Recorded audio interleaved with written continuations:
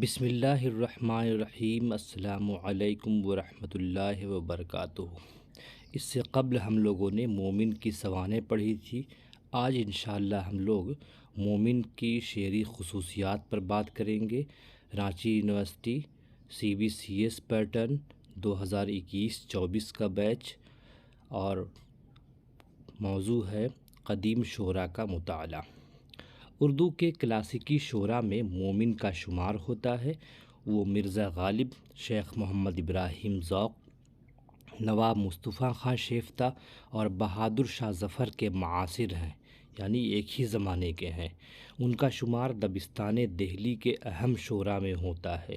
مومن اردو کے ان چند باکمال شاعروں میں سے ایک ہیں جن کی بدولت اردو غزل کی شہرت اور مقبولیت کو چار چاند لگے۔ مومن نے اس صنف کو عروج بخشا۔ مومن صنف غزل کے صف اول کے شاعر ہیں۔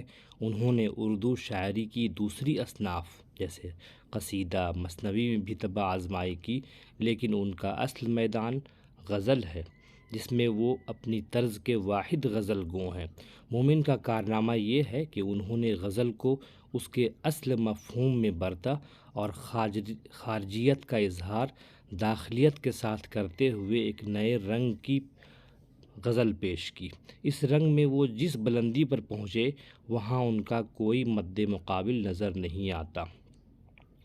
مومن کے شاعرانہ مرتبہ کے متعلق اکثر نقاد متفق ہیں کہ انہیں قصیدہ، مثنوی اور غزل پر یکساں قدرت حاصل تھی۔ قصیدے میں وہ سودا اور ذوق کے مرتبہ کو نہیں پہنچتے، تاہم اس میں شک نہیں کہ وہ اردو کے اچھے قصیدہ گو شعراء میں شامل ہیں۔ مثنوی میں وہ دیا شنکر نسیم اور مرزا شوق کے ہم پلہ ہیں، لیکن مومن کی شاعرانہ عظمت کا انحصار ان کی غزل پر ہے۔ ایک غزل گو کی حیثیت سے مومن نے اردو غزل کو ان کی خصوصیات کا حامل بنایا جو غزل اور دوسری اصناف میں امتیاز پیدا کرتی ہیں۔ مومن کی غزل تغزل کی شوخی، شگفتگی، طنز و رمزیت کی بہترین ترجمان کہی جا سکتی ہے۔ ان کی محبت جنسی محبت ہے جس پر وہ پردہ نہیں ڈالتے، پردہ نشین تو اس کی محبوبہ ہے۔ عشق کی وادی میں مومن جن جن حالات و کیفیات سے گزرے، ان کو خلوص و صداقت کے ساتھ شعروں میں بیان کر دیا۔ حسن و عشق کے خد و خال میں انہوں نے تخیل کے جو رنگ بھرے، وہ ان کی اپنی ذہنی اپج تھی۔ ان کے اچھوتے تخیل اور نرالے انداز بیان نے پرانے اور فرسودہ مضامین کو از سر نو زندہ اور شگفتہ بنایا۔ مومن اپنے عشق کے بیان میں ابتذال پیدا نہیں ہونے دیتے۔ ابتذال مطلب پھکڑ پن۔ انہوں نے لکھنوی شاعری کا رنگ اختیار کرتے ہوئے دکھایا کہ خارجی مضامین بھی تہذیب و متانت کے ساتھ بیان کیے جا سکتے ہیں، اور یہی وہ طرۂ امتیاز ہے جو ان کو دوسرے غزل گو شعراء سے ممتاز کرتا ہے۔ ہم یہاں دو چیز دیکھ رہے ہیں، دبستان دہلی اور دبستان لکھنؤ۔ اس پر ہم لوگ کبھی تفصیل سے بات کریں گے، کیونکہ دونوں شعری خصوصیات الگ الگ ہیں اور دونوں کا رنگ بالکل جدا جدا ہے۔ غزل کے اشعار ہیں، ملاحظہ فرمائیں: تم میرے پاس ہوتے ہو گویا جب کوئی دوسرا نہیں ہوتا، عمر تو ساری کٹی عشق بتا میں مومن، آخری وقت میں کیا خاک مسلماں ہوں گے، میں بھی کچھ خوش نہیں وفا کر کے، تم نے اچھا کیا نباہ نہ کی۔ مومن خاں مومن 19ویں صدی کے اہم اور بڑے شاعر تھے۔ بعض لوگوں نے مومن کی غزل گوئی کی خصوصیات کو دیکھتے ہوئے انہیں عہد زرین کا دوسرا بڑا شاعر مانا ہے۔ ان کا تعلق دبستان دہلی سے تھا۔ شعری کائنات میں مومن کا اصل میدان غزل گوئی ہے، حالانکہ انہوں نے قصیدہ، مثنوی وغیرہ میں بھی طبع آزمائی کی، لیکن ان کا اصل جوہر ان کی غزلوں میں نظر آتا ہے، اور مومن اپنی غزلوں کی وجہ سے ہی مشہور و مقبول ہیں۔ آئیے ہم ان کی غزلوں کی خصوصیات پر بات کرتے ہیں۔ نمبر 1، معاملات حسن و عشق۔ مومن کی غزل گوئی کا دائرہ حسن و عشق ہے۔ انہوں نے اپنی شاعری کی بنیاد حسن و عشق پر رکھی اور اسے ہی اپنے شاعری کا موضوع بنا کر رکھا۔ لیکن ان کا دائرہ محدود ہونے کے باوجود ان کے یہاں جدت نظر آتی ہے۔ انہوں نے عشق کے معاملات کو طرح طرح سے موضوع بنایا ہے اور ہر جگہ نئے پن کا خیال رکھا ہے۔ مومن ان موضوعات کو بہت خوبصورتی سے غزلوں کا حصہ بناتے ہیں، جس کی وجہ سے کہیں پر بھی یکسانیت نظر نہیں آتی۔ یعنی انہوں نے حسن و عشق کی محدود دنیا میں بھی جذبات و احساسات اور تجربات کے نئے نئے رنگ کو پیش کیا ہے۔ انہوں نے عشق کے چھوٹے چھوٹے واقعات اور اس میں پیش آنے والی تمام باتوں کو بہت ہی خوبی اور کمال کے ساتھ بیان کیا ہے، جس سے ان کی شاعری بہت ہی دلکش نظر آتی ہے۔ مثال کے طور پر تم ہمارے کسی طرح نہ ہوئے ورنہ دنیا میں کیا نہیں ہوتا، یا نمبر 2 ہے ذاتی تجربات۔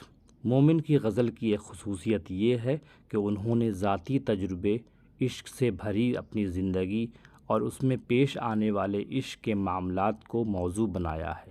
ان کے بارے میں کہا جاتا ہے کہ انہوں نے حقیقت میں اپنی زندگی میں ایک پردہ والی عورت سے عشق کیا تھا۔ وہ عورت ایک شاعرہ تھی اور اس کا تعلق تخلص حجاب تھا۔ مومن کی غزل میں اس کے اشارے بھی موجود ہیں۔ یہی عشقیہ کیفیات ان کی غزلوں کے موضوعات ہیں۔ اس لیے یہ بھی کہا جا سکتا ہے کہ ان کی شاعری روایتی نہیں بلکہ صداقت اور اصلیت پر مبنی ہے۔ اس کا اعتراف انہوں نے خود کیا ہے۔ عمر تو ساری کٹی عشق کے بتا میں مومن، آخری وقت میں کیا خاک مسلماں ہوں گے۔ مومن نے اپنی غزلوں میں عشقیہ مضامین کو بہت ہی دلکش انداز میں پیش کیا ہے۔ خصوصاً انہوں نے تشبیہات و استعارات کو بہت سلیقے سے استعمال کر کے اس میں تازگی پیدا کی ہے۔ اسی طرح نازک خیالی، مضمون آفرینی اور حسن تعلیل جو مومن کے کلام کی خصوصیات ہیں، اس کے ذریعے بھی انہوں نے اپنی غزلوں میں حسن پیدا کیا ہے۔ مثلاً نازک خیالی کی مثال دیکھیں۔ ہے دوستی تو جانب دشمن نہ دیکھنا، جادو بھرا ہوا ہے تمہاری نگاہ میں۔ حسن تعلیل کی مثال دیکھیں۔ خواہش مرگ ہو تو اتنا نہ ستانا ورنہ دل میں پھر تیرے سوا اور بھی ارماں ہوں گے۔ نمبر 3 ہے مکر شاعرانہ۔ مومن کے بارے میں کہا جاتا ہے کہ انہوں نے اردو غزل میں اچھوتے طرز یا انداز کی بنیاد ڈالی اور اپنی بات کہنے یا اپنے خیالات کے اظہار کرنے کا ایک طریقہ ایجاد کیا۔ مثال کے طور پر مومن اپنے محبوب سے کوئی بات کہتے ہیں تو ایسا محسوس ہوتا ہے کہ اس کی بھلائی کے لیے کہہ رہے ہیں اور محبوب کا ہی اس میں فائدہ ہے، لیکن غور کیا جائے تو پتہ چلتا ہے کہ یہ صرف بات کہنے کا انداز ہے، فائدہ کا مقصد تو دراصل خود کا ہے۔ اسے ہی مکر شاعرانہ کہا جاتا ہے۔ غیروں پہ کھل نہ جائے کہیں راز دیکھنا، میری طرف غمزہ غماز دیکھنا۔ ایہام نمبر 4 ہے۔ مومن نے اپنی غزلوں میں ایہام کا بھی استعمال کیا ہے اور اس کے ذریعے بھی انہوں نے اپنی شاعری میں حسن پیدا کیا ہے۔ بعض مقام پر ان کا یہ ایہام عیب بھی بن جاتا ہے، لیکن اکثر جگہ ان کی شاعری کو حسن عطا کرتا ہے۔ ایہام میں کسی لفظ وغیرہ کے کئی معنی ہوتے ہیں اور شاعر اس میں کھل کر اپنی بات بیان نہیں کرتا ہے۔ جیسے شب جو مسجد میں جا پھنسے مومن، رات کاٹی خدا خدا کر کے۔ یہاں خدا خدا کر کے 2 معنی میں ہے، ایک اللہ اللہ کر کے عبادت کرتے ہوئے اور دوسری کہ اللہ کی پناہ مانگتے ہوئے بہت مشکل سے۔ نمبر 5 ہے معاملہ بندی۔ مومن کی غزلوں میں معاملہ بندی بھی ایک خاص وصف ہے۔ ان کی اکثر غزلوں میں معاملہ بندی کی مثالیں موجود ہیں۔ مومن اپنی دلی کیفیات کا اظہار محبوب سے کھل کر کرتے ہیں۔ ان کے عشق میں سچائی اور سادگی ہوتی ہے۔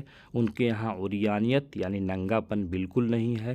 معاملہ بندی میں محبوباؤں سے چھیڑ چھاڑ، رقیبوں کی باتیں اور ہجر و وصال کی کیفیت وغیرہ کا بیان ہوتا ہے۔ مثلاً وہ جو ہم میں تم میں قرار تھا، تمہیں یاد ہو کہ نہ یاد ہو، وہی وعدہ یعنی نباہ کا، تمہیں یاد ہو کہ نہ یاد ہو۔